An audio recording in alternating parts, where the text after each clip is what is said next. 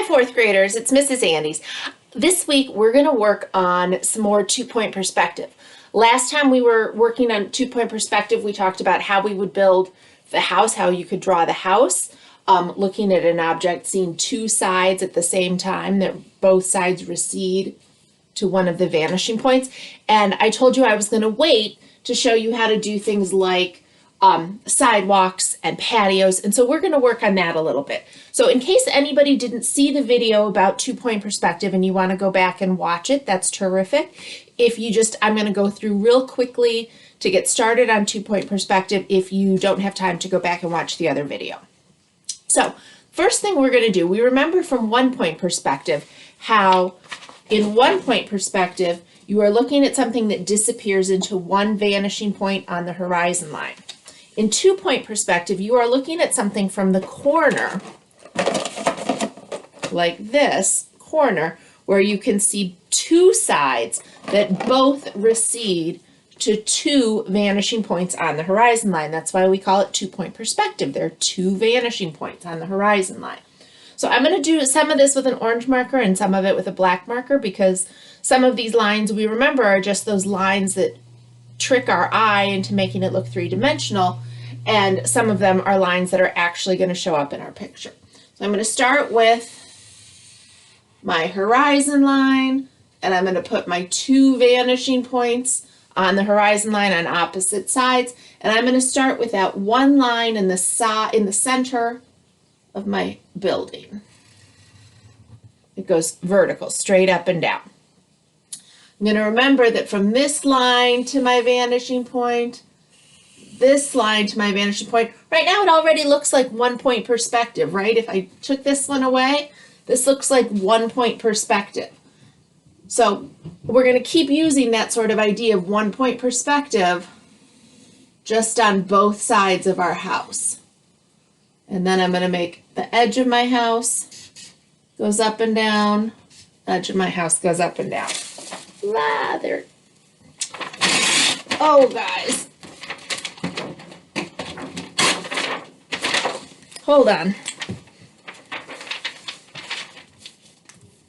Okay, so there's our beginning of our house using one-point perspective, a two-point perspective. And it's sort of just doing half of your building in one-point perspective on each side. So I'm going to go back and trace what I need with my black marker. There's one side of my house. There's one side of my house. Here's the other side of my house that I'm tracing.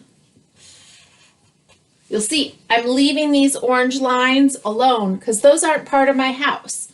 Now, if I just focus on this half of my house, the tops of my windows go towards the vanishing point. The bottoms of my windows go towards the vanishing point. The top of my door goes to the vanishing point. The sides go straight up and down. Same thing on the other side. I'm going to look at it just like it's one-point perspective on this side. They're going to go towards one vanishing point, and my sides go straight up and down. Okay, so good start there so far. And this is my horizon line. I'm going to trace this because I'm pretty sure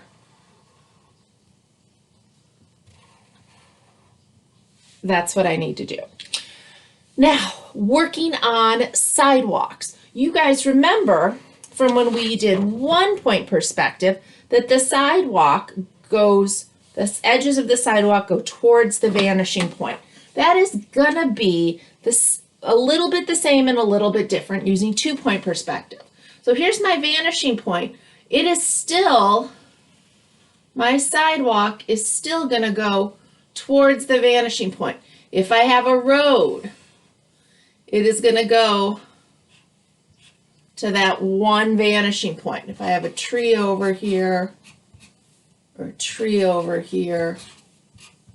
So still a little bit like one-point perspective here. Same on this side. If my sidewalk goes this way,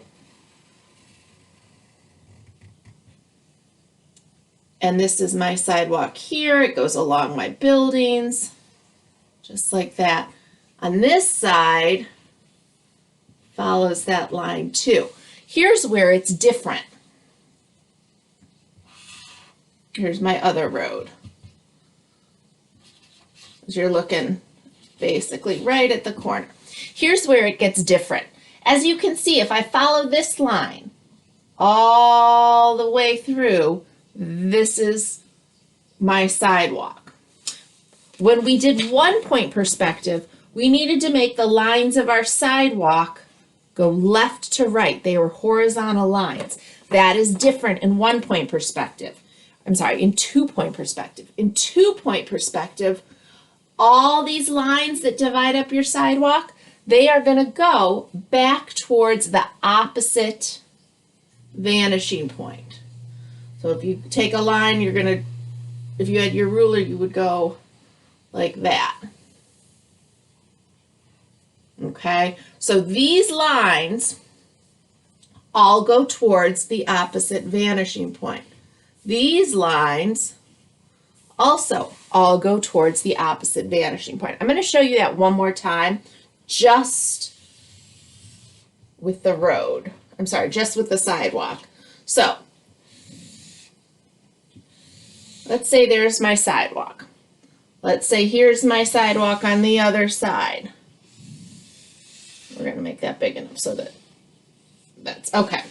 So to make our sidewalk, this edge of the sidewalk, this line in the sidewalk would go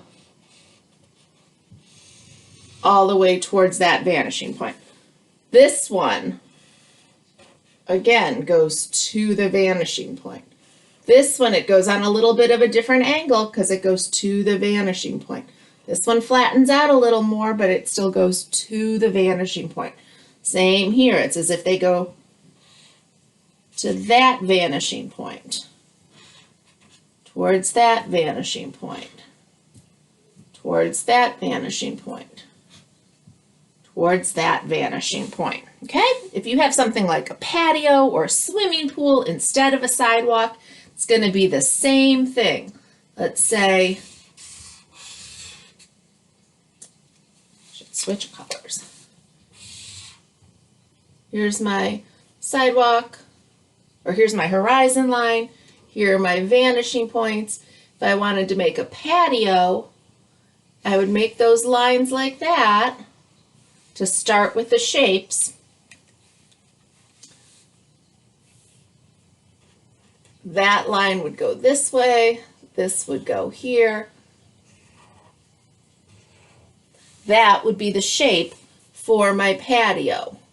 If I had tiles on the patio, the lines on that side would go towards this vanishing point. These ones would go there, and it would be like a flat court like you see over here. Okay, so I want you guys to give that a try. I would love to see your work. By all means, take a picture of it and email it to me. Please remember to check your Google Classroom accounts. You should have an invitation for me to join the art classroom. I post other assignments there that I want you guys to be working on. So make sure that when you do this, take a picture of it, send it to me through Google Classroom, and also check for your other worksheets. If you aren't on Google Classroom, but you can snap a picture of it and email it to me, I would love to see your artwork. Okay, take care. Bye, guys.